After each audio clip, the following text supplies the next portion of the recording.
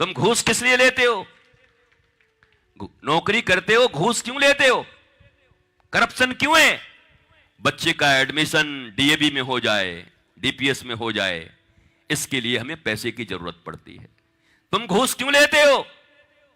जीवन में बेटा बेटी या हम कहीं बीमार पड़ जाएं तो लंदन भी जाकर के करोड़ों रुपए में अपना इलाज करा पाएं, इसके लिए तुम लेते हो। इसके लिए तुम गलत तरीके से धन कमाते हो।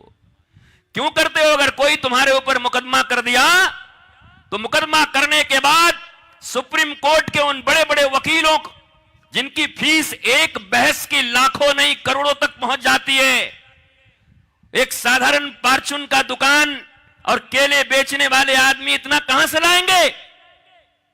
कैसे देंगे सुप्रीम कोर्ट के उस वकील को पैसे? और वो तो ऐसे वकील हैं कि उनको तुम्हारे सामने खड़ा कर दिया जाए, तुम कितने भी सच्चे रहोगे, फिर वो जब तर्क करेंगे तुम्हारे फुटहा छाप वकील से, जो बेचारे के पास धन ज्यादा नहीं है और गरीबी में पढ़ के आए हैं, क्या वो उनसे जीत पाएंगे? क्या उनसे तर्क कर पाएंगे? क्या उन चीजों को साबित कर पाएंगे? वो क्रिएट कर पाएंगे उन चीजों को जिससे आपको सही न्याय मिल सके? भारतवर्ष नहीं, पूरा दुनिया जानता है कि मक्का और मदीना का नाम लेने से इस्लाम का याद आता है। वहां जहां आप जाते हो, पोप जहां रहते हैं, वेटिकन सिटी का नाम लेने से पोप और क्रिश्चियन धर्म का याद आता है। वैसे ही भारतवर्ष नहीं, पूरी दुनिया के लोग जानते हैं कि अयोध्या, मथुरा और काशी का नाम लेने से सनातन और हिंदू का नाम आता है, राम, कृष्ण और शिव का नाम आता है। वो भी तुमको 492 साल के बाद मिलता है। 492 साल लग जाते हैं तुमको साबित करने में कि राम जी अयोध्या में जन्म लिए, राम ने अयोध्या में प्रकट लिया। और अभी भी शिव जी हो या हमारी कृष्ण जन्मभूमि हो, हम जहां मथुरा से आते हैं, अभी भी हम साबित नहीं कर पाए। ये तुम्हारी न्यायिक व्यवस्था है। पुलिसिंग व्यवस्था तुम्हारे पास 1861 का है। अंग्रेजों ने इस व्यवस्था को लाई थी भारतीयों के ऊपर अत्याचार करने के लिए। अभी भी वही व्यवस्थाएं चल रही हैं। अब कौन किसके ऊपर अत्याचार कर रहा है, किसके लिए? कभी पढ़ाते हो अपने बच्चों को, बताते भी हो कि एक जयपुर में, एक उदयपुर में, एक सूरत में, एक मुंबई में बंगले बनवाने में हो, बेटा 1 बंगला 5। और कई जगह ऐसा है कि बंगला 1 नहीं, बेटे 10। तो बंगले जाएंगे कहां तुम्हारे? नहीं, ठोक रहे हो ना बंगले हर शहर में। किनके लिए, किनके लिए बना रहे हो? एक आदमी के लिए एक घर जहां तुम रहते हो, इट्स एनफ।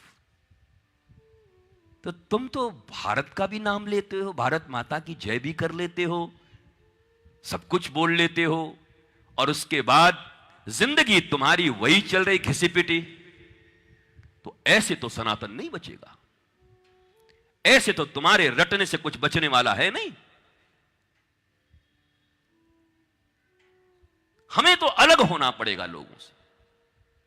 हमारे चाल चलन, नियम नीति, हमारे बच्चों के दिए जाने वाली शिक्षा दीक्षा, ये सब हमें अपनाना होगा। वो जोश आया एक दिन के लिए और खूब दौड़ गए इधर से मोटरसाइकिल लेकर, हो गए हिंदू। इतना सस्ता है हिंदुत्व, इतना सस्ता है सनातन। और एक बात और है, रामराज्य की स्थापना की कोशिश करो। रामराज्य दैहिक दैविक भौतिक तापा, राम राज काहू को न व्यापा। हिंदू राष्ट्र ठीक है, पर हिंदू तो रावण भी था, हिंदू तो कंस भी था। बोलो कौन सा राज चाहिए? अरे तर्क करो ना, बाबा मिलाए ना एक, करो। राम राज्य, वो राम राज्य जहां सबरी हो, जहां निषाद राज गुह हो, जहां ये कास्ट क्रीड के फैक्टर न हो, बल्कि केवल एक ही हो, जाति पाति पूछे नहीं कोई, हरि के भजे सो हरि के होई। ये बात आएगी तब जाकर के सनातन और हिंदुत्व की बात कर सकते हैं। 500-700 वर्ष पहले भक्ति काल में दिया हुआ ये नारा था भक्तों का, वो कहां गुम हो गया? बोलो, अब वो नारे नहीं हैं।